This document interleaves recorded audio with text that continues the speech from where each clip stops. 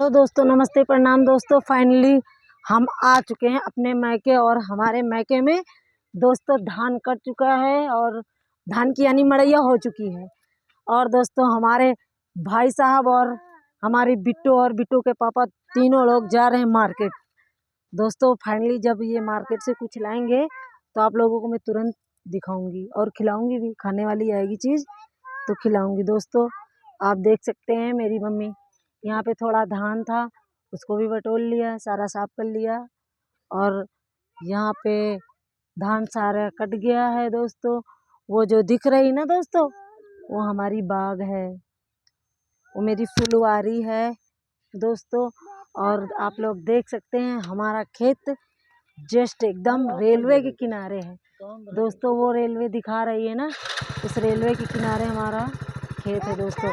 और देख सकते हो दोस्तों ये दोस्तों जा रहे। राधे राधे, सादर प्रणाम दोस्तों। हमारे ब्लॉग में आप लोगों का स्वागत है। और दोस्तों हमें ज़्यादा से ज़्यादा फॉलो भी करें, लाइक भी करें, कमेंट भी करें दोस्तों। हमें आगे बढ़ाइएगा आप लोग दोस्तों। प्यार दुलार में कमी नहीं रखना है आप लोगों को। अब मैं इसी पे वीडियो एंड कर रही हूँ दोस्तों।